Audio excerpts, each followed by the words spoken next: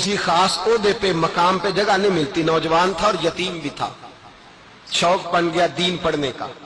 मोहल्लेदार इलाके वाले कहने लगे कहां से कमाएगा, ना बाप है ना माँ है ना घर है, कहां से।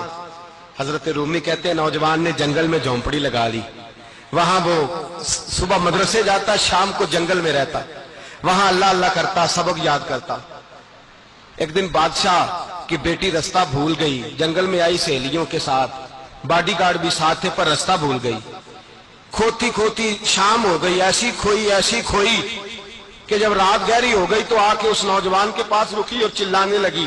शेर के दहाड़ने की आवाज आती है, भेड़िए के बोलने की आवाज आती है। नौजवान अकेला, सहेलियां बिछड़ गई, गार्ड बिछड़ गए।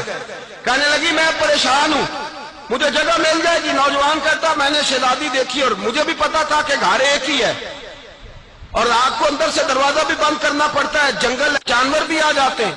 कहते मेरी छोटी सी कुटिया में झोंपड़ी में वो आई, रो के कहने लगी सहारा कोई नहीं, अगर मैं पीछे निकलूंगी तो भेड़िए खा जाएंगे। कहते मैंने उसे जगह दे दी। अकेली औरत, चिराग जल रहा है, सबक याद कर रहा हूं।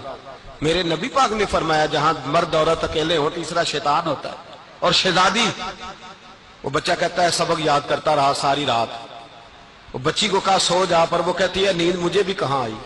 ऐसे मौकों पर नींद, सारी रात सबक याद करता, थोड़ी थोड़ी देर के बाद चिराग जलता तो उस पर उंगली रखता, हाथ जलता तो पीछे खींच ले, फिर दूसरी उंगली रखता, थोड़ी देर के बाद जलता तो खींच ले, हाथ सारा जल गया। सुबह किरणें चमकी तो कहने लगा चल निकल जा, दौड़ जा, बस बड़ा सब्र का इम्तिहान हो गया, चली जा। शहजादी बाहर निकली, सिपाही ढूंढ रहे थे, बादशाह खुद जंगल में निकला हुआ था, मेरी बेटी मिल गई। बादशाह तन्हाई में जाके कहने लगा बेटा मैं दुनिया को बताऊंगा कि मेरी बेटी खोई नहीं थी, सिपाही साथ ही थे। ये बड़ा मुश्किल होता है, बेटी तो भूल के भी रात कहीं रह पड़े तो लोग जीने नहीं देते, तो बेटा मुश्किल हो जाएगा मेरे लिए। कहां थी? उसने कहा नेक नौजवान के पास। उसने कहा बेटा मैं तो तेरी बात मानूंगा पर दुनिया नहीं मानेगी। अगर उस नौजवान ने किसी को बता दिया कि तू उसके पास थी तो फिर लोग मेरा जीना मुहाल कर देंगे। बेटा मैं मर जाऊंगा, मेरी मजबूरी ये है कि वो कहीं राज ना उगल दे वो नौजवान, उसे कत्ल करना पड़ेगा। औरत ने मिन्नतें की, उस बेटी ने कहा मेरे मौसम को मारोगे, रोई। और वो कहने लगा मैं बादशाह हूं, मेरा अपना विकार है, मैं उसको छोड़ नहीं सकता। गिरफ्तार कर लाए सिपाही, वक्त तय हो गया सजा का। अकेले काल कोठरी में रखा गया, जो उसके खास इतबार वाले थे उनकी ड्यूटी लगाई। बादशाह ने बुलाया तालिब इल्म को, आया। औरत कहने लगी, बेटी कहने लगी एक दफा तो बुलाओ ना, एक सवाल बस पर्दे में रह के पूछना है और फिर जो आपका जी चाहे, मेरे मौसम को मारना तो है, तो मर्जी आपकी।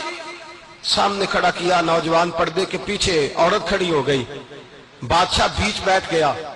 बीबी कहने लगी सारी रात बेदार मैं भी रही, सोया तू भी नहीं। वो जो तू चिराग के करीब हाथ लगा के जलाता था वो समझ नहीं आई। नौजवान रो पड़ा, कहने लगा क्या करूं, मैंने रसूलुल्लाह का दीन पढ़ा है, क्या करूं, मैंने हुजूर का दीन पढ़ा है।